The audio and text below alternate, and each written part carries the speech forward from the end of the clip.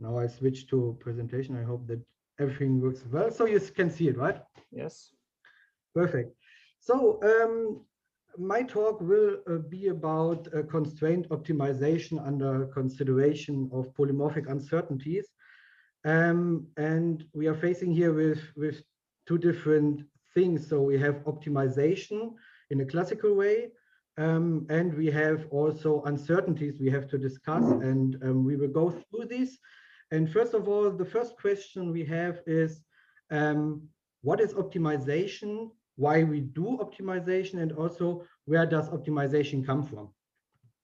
And so as mostly everything comes from nature, also optimization comes from nature. In nature, everything is optimized. And here are some examples on this. For example, the arrangement of the leaves of an agave plant, they are optimally arranged in an angle of 137.5 degree, and the goal of this plant is to get as much as sunlight as possible. And this is like the goal. They want to the plant want to optimize the arrangement of the leaves to get this goal. Another example is swarms of birds searching for food. They are somehow interact between each other to find as much food as possible for all of their members of the swarm. And also, this is not like only for birds. This is also in wolf packs. Fish swarms also do the same. And of course, also we as a human, we also do optimization in our normal life. For example, our daily timetables, how we organize everything we have to do each day. We optimize it, and there we just do it in our heads, but it's actually optimizing our daily timetables. And of course, we take these ideas and transfer it to, let's say, more advanced optimization problems.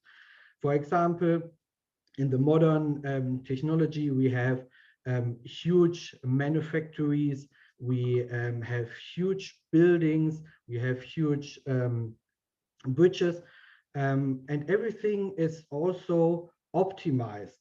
And the goals in these modern optimization problems are, for example, minimizing the time for manufacturing processes. Yeah, as fast as possible gives us more products. We want to minimize resources and material because they cost a lot. And if we can build, let's say, a bridge with 30% less material, then this is like saving money and also resources of the earth. And also what we else want to have is like we want to have the maximal lifetime of buildings, bridges, and tunnels. And what we are doing is that we transfer these into mathematical models. We define objective functions which have to be minimized or maximized. We have design parameters which we can change during the optimization process to find the optimum. And of course, we have some constraints. We will talk later about that. And now, as this as a short introduction, my talk will be about first of all the basic of constraint optimization. Here we will talk about a little bit about the mathematical formulation, analytical solution, and also about a numerical optimization method. And then going a little bit further and beyond these classical optimization, and also the title is constraint optimization under consideration of uncertainties. We will talk about types of uncertainties. We will talk about surrogate objectives. We will see what this means later. And also that we have to reformulate the whole classical mathematical formulation of the optimization problem because we are considering now uncertainties. And then at the end, I will show an example, an optimization of a wooden bridge structure. And of course, at the end, we can discuss everything. You can ask questions. I will be here for answers. I hope I can answer everything you ask. So let's go into these a little bit more mathematical formulation. A classical optimization problem is formulated by minimizing an objective function. Here we call this one z of d. D are the design parameters. And this is subjected to some constraints, and we have two types of constraints. One is g of d, which is the inequality constraint. So that means that this constraint is lower than 0. And we have equality constraints h, which are equal to 0. The second type of constraint is not so common. Mostly we have these inequality constraints. And now the goal is, let's say we have here a two-dimensional objective function. We have some maxima, we have some minima, and the goal is to find these minimums. And here we have the same function as a contour plot now, and also with here with the inequality constraint. And this red line is a so-called constraint limit state. This constraint limit state separates the design space, which is the whole space here, into a feasible and an unfeasible space. So we are looking for the optimum just in the feasible space, because in the unfeasible space, this constraint here, this g smaller equals 0, is not fulfilled. So in that range, g is larger than 0. And what we can see here now, what we can find here, is that we have some local minima here in some areas. We have some local maxima. We have a global maxima. So we have local maxima are like locally they are maximum, but we have a total global maximum, which is now here, and in this 3D plot, this is here. And we have the global minimum. And now considering the constraint, we have it directly on the constraint. Normally, without constraint, it would be here in this blue circle. But now, because we have to consider this constraint, it shifts a little bit up here, and it's now lying on the constraint limit state. And if it's lying directly on the constraint limit states, then we are also talking about active constraints, because now this is active in our optimum. This is how an optimization problem is formulated. And now let's see how we can handle these constraints, because this is mostly not that easy. There are different methods on how to consider constraints. One is the penalty method, where we add to the objective function an additional function, a so-called penalty function with a penalty factor sigma k here. And this penalty function here is a maximum function of the value of the constraint. And as we can see, it changes the objective function here to a highly increasing function right after our constraint here. But what we can see is that the optimal point we found, d star here, is a little bit in the unfeasible space. So this on the left here is an unfeasible space, and this is a feasible space. So we see that it's a little slightly in the unfeasible space, which is numerically okay, but it's somehow we know that we're always on the bad side, let's say. And then there is another method, the barrier method, which is actually quite similar. We add also here an additional term to our objective function, but this is now like a log term we add here. And this log term forces the function to start increasing just right before our constraint here. So what we can see here is that the optimum we find is on the feasible space, so on the good side, but it's a little bit off the constraint. And of course, the real optimum would be exactly on our constraint. And then there is a third method, which is quite not that common, but we use it because we will see later that if we consider uncertainties, these first two methods are not working very well. So we are using this third method, which is using the sign distance function. And this function here has some good properties. We find this function with numerical methods. And so this function is 0 at the constraint limit state here. And it's positive in the unfeasible space and negative in the feasible space. And its gradient is always pointing in the shortest, in the direction of the shortest distance to this constraint limit state. And therefore, instead of reformulating the objective function, we shift the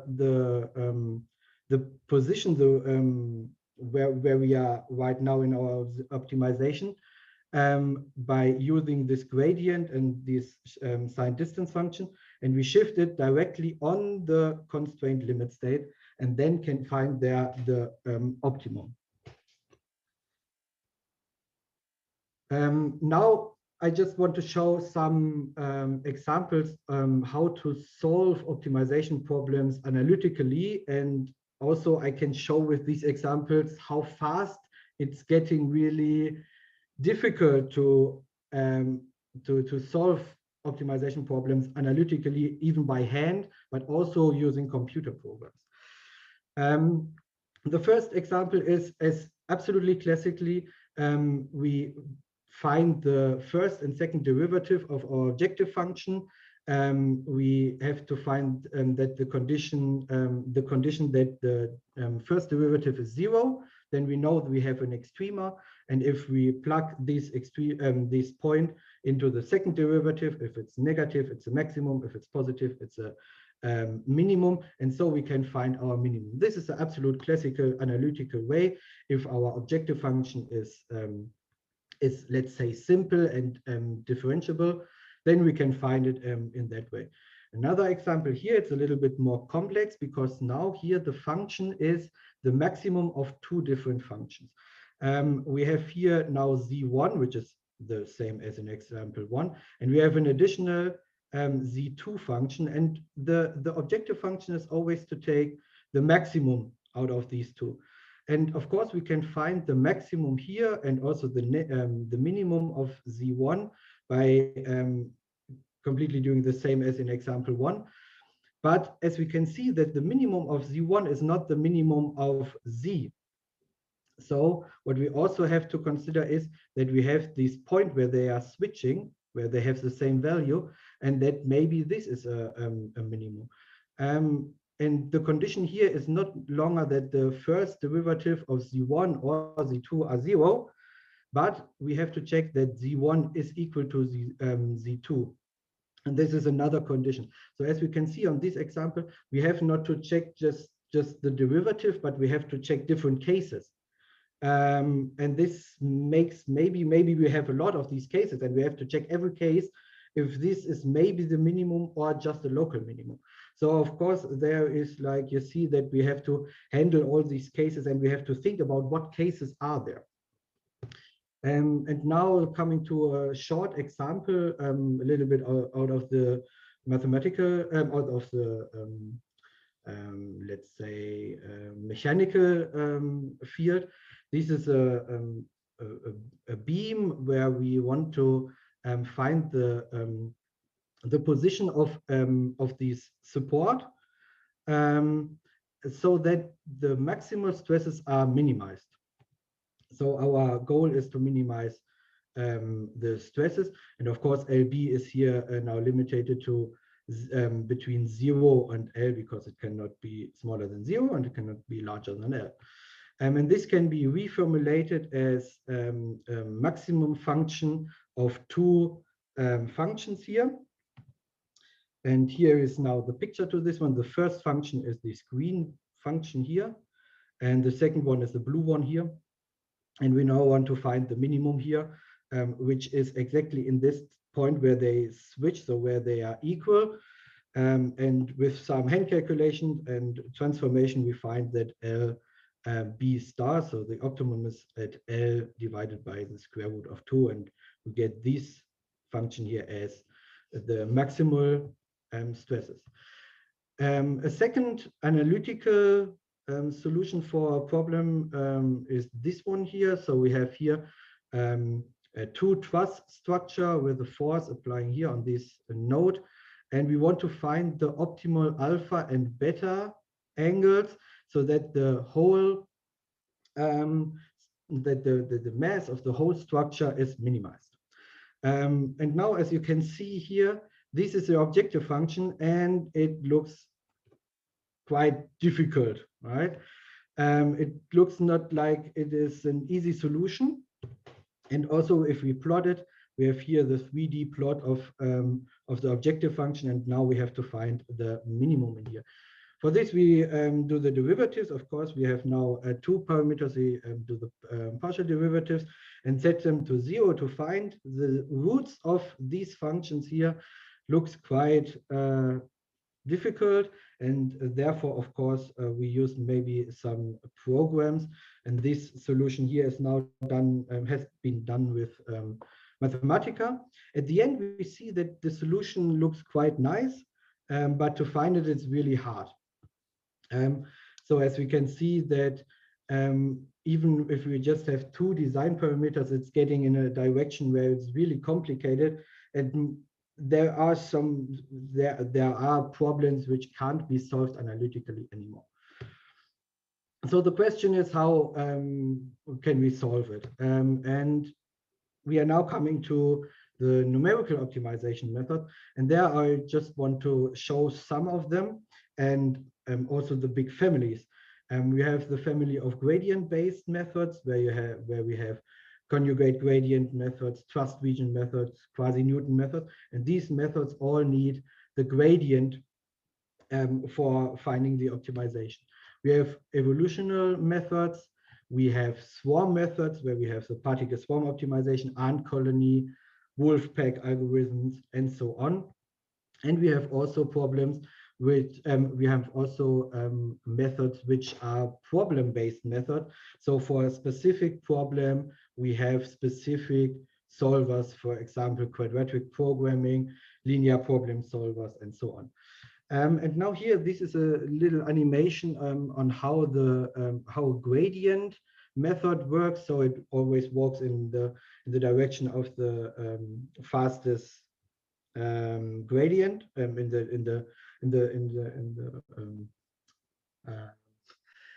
the highest gradient, but in the negative direction. Sorry, I was just my words. I lost my words. And also here, this is an animation how the particle swarm optimization works.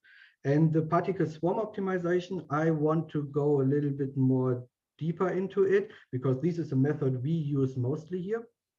And just to show the basic concept how it works. So the main idea is here that we have a swarm of particles. In that animation here, we have 5 particles, and we just randomly just throw it in our design space.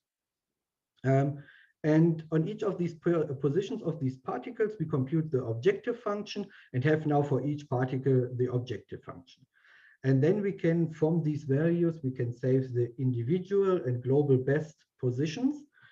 And based on this, we can compute new positions of particles based on the historical, individual, and global influence. I will show the formulas for this when I run through this whole algorithm. After resetting the positions, we check the step rate and boundaries, and then we check the termination criterion. And if this criterion is fulfilled, then we stop our algorithm, and our global best position is our numerically found optimum. If the termination criterion is not fulfilled, then we are going into a next iteration step. For the new positions, we compute the objective function again, and we run the whole algorithm again. And now coming to the main part of this algorithm, we have these three different influences, how to compute the new position of all these particles. And the first influence, the historical one, is computed on the last step of each particle. So we have here E is now the iteration step, and this is depending on E minus 1, so the previous iteration step. The individual influence is based on the individual best. So the distance between the individual best and the current position gives us here somehow the individual influence. And similar to this also the global influence is calculated by the global best position, and so the difference between the global best position and the current position. And summing all these up, we get a new step. So this is the step each particle does in the current iteration step. And so we can compute the next step by adding, and so we can compute the next position by adding the step to the current position. So we get the position in the next iteration step E plus 1. And this was now about, let's say, optimization in a classical way. We now talked about analytical solution, we talked about numerical solutions. And now, because we want to deal with uncertainties, we have to talk about the type of uncertainties. And then we will see how to consider them in our optimization. So we have two sets of uncertainties, two different types of uncertainties. The first one is aleatoric uncertainties, which are characterized by randomness or variability.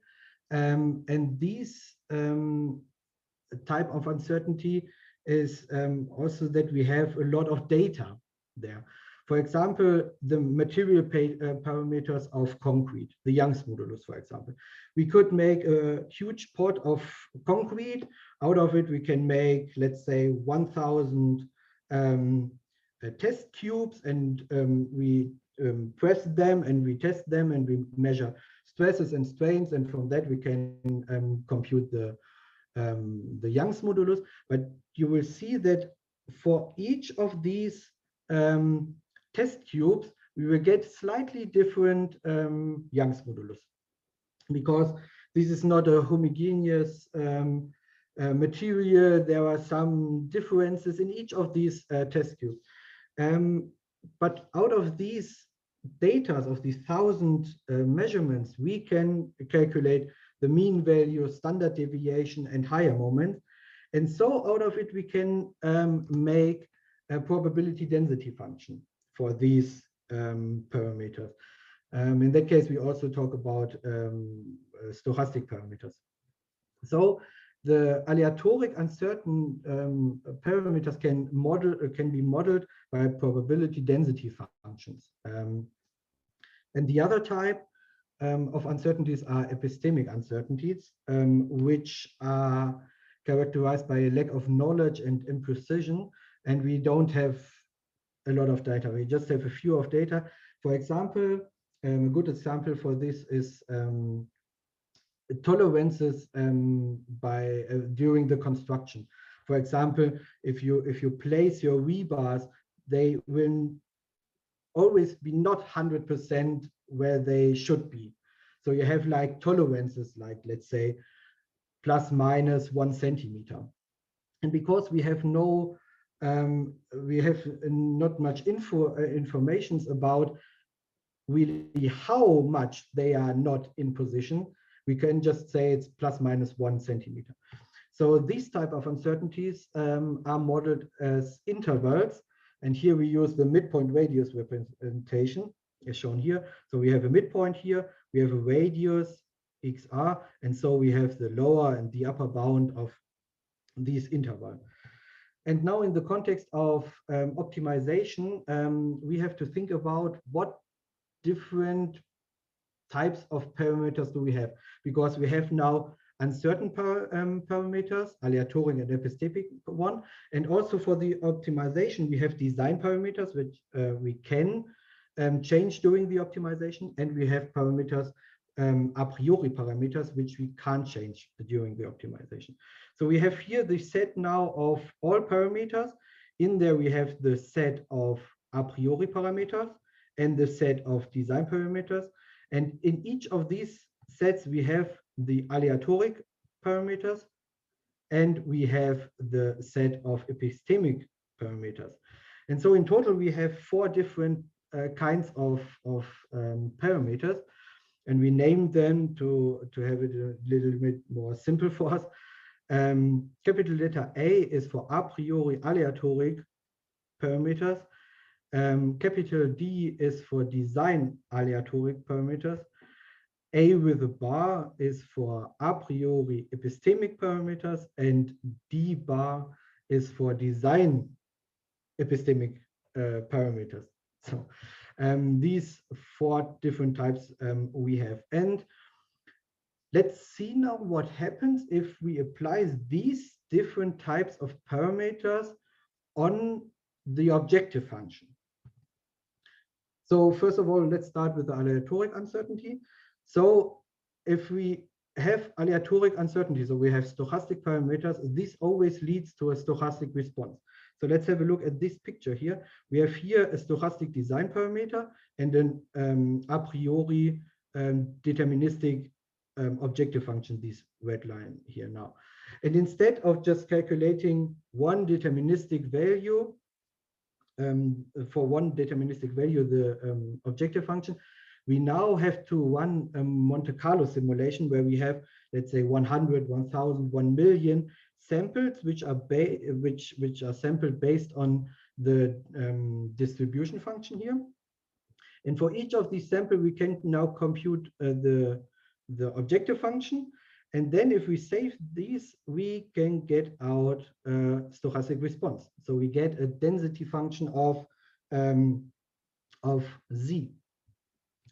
And similar to this, if we have a deterministic design parameter and a stochastic a priori parameter, the objective function is directly stochastic, but at the end we get exactly the same. We get also a stochastic response. And now the big problem is that in optimization, we can only compare deterministic values. So we cannot compare this density function with another density function. Instead, we have to reformulate and to find a deterministic value out of it. And therefore, there are different surrogate objectives we can define.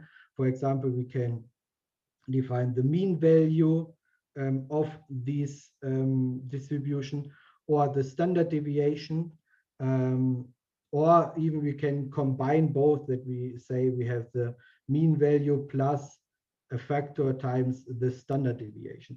And this is then again just a deterministic value, and this can be compared in our optimization process to find then in the end the optimal position. The same can be done for the epistemic uncertainty. So if we have epistemic uncertainty, which means we are dealing with interval parameters, this leads to an interval response. This same idea as for the stochastic parameters. If we have an interval design parameter and a deterministic objective function, we see that we want to find the maximum, so the upper bound, ZU is the upper bound, so the maximum, and ZL is the lower bound, the minimum within the range here of the interval. And we see that we get out an interval of Z. And the same also if we have a deterministic design parameter and the interval a priori parameter. Now directly the objective function is an interval, but it's also again that this leads to an interval response. And of course also here we have to find surrogate objectives. And here now it's a little bit different because we have an interval. We cannot compute the mean value or standard deviation, but what we can compute is the upper bound of this interval of Z. which is actually the maximum. Or what we also can do is like the midpoint, which can be calculated by the upper and lower bound of z. Or also what we also can do is the difference between the upper and lower boundary, which is let's say somehow the radius, and in that case also the robust optimization.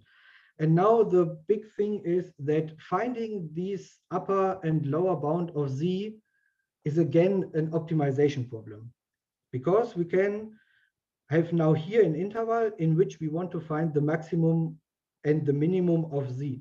So this can be formulated as an optimization function. We will use this later then in our whole concept of optimization with uncertainties. And of course, if we now have polymorphic uncertainties, I choose this word now for the first time, I think. Polymorphic uncertainties just means that we have both. So we have aleatoric and epistemic uncertainties, which is not really another thing. It's just that both are occur, or that we consider both at the same time. So actually, this is a similar example. We have interval design parameter and a stochastic a priori parameter, and in the end we get a polymorphic response.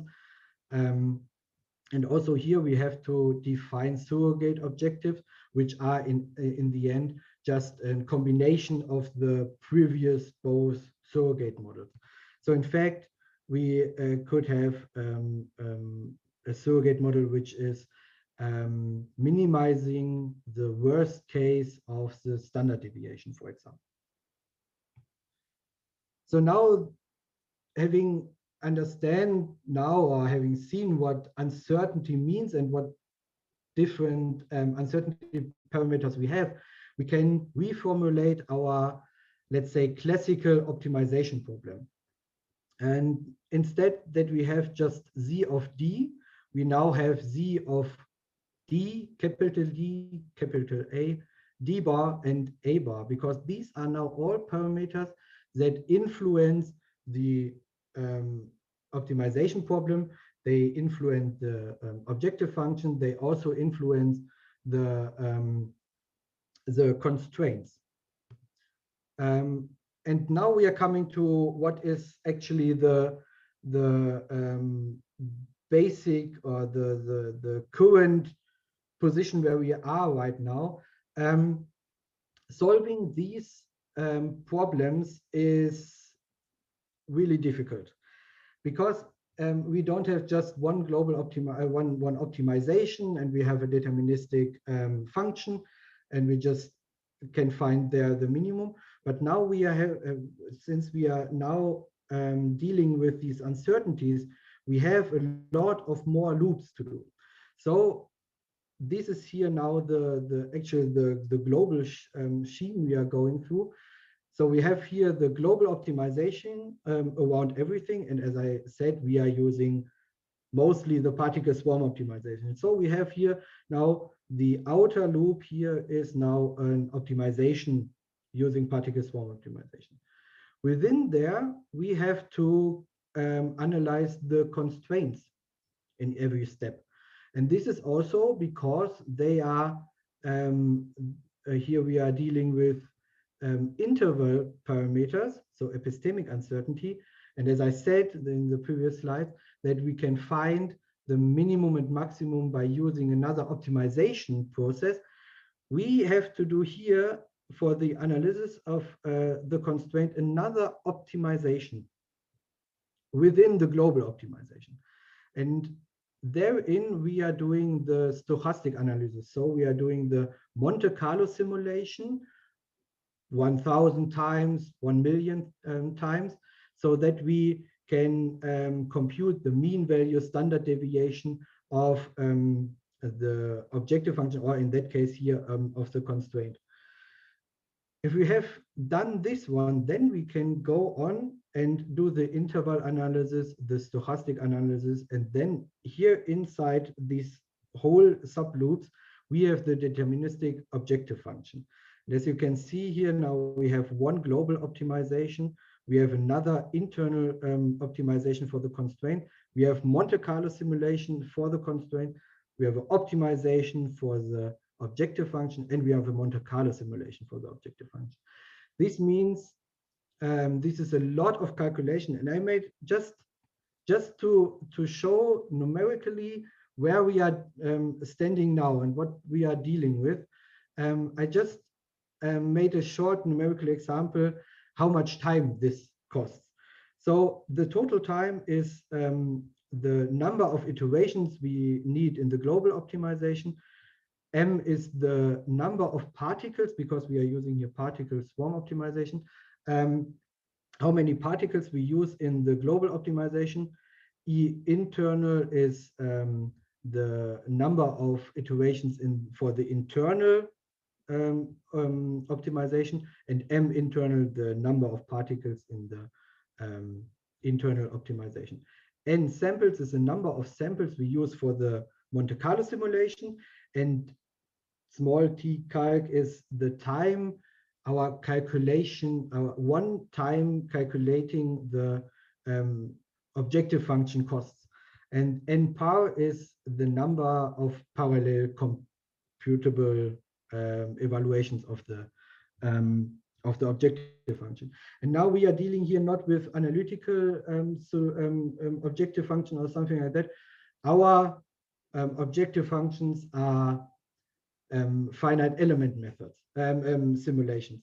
So we are dealing with nonlinear QUAC simulations of beams and bridges and stuff like that.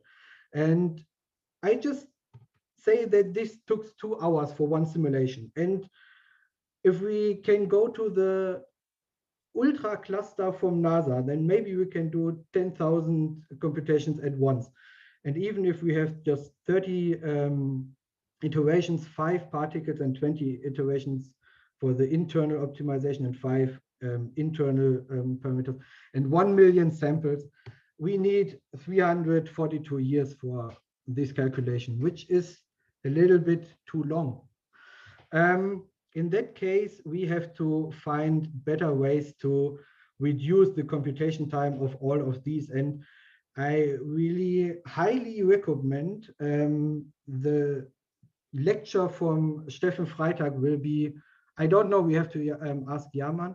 He can tell us when it's definitely, but there he will show a lot about surrogate strategies on how to reduce these enormous computation costs. So I really highly recommend this. And to coming to an end, because I think my time is running out, I just want to show an example where we have all these methods and where we have all these different types of uncertainties and make an optimization on this one.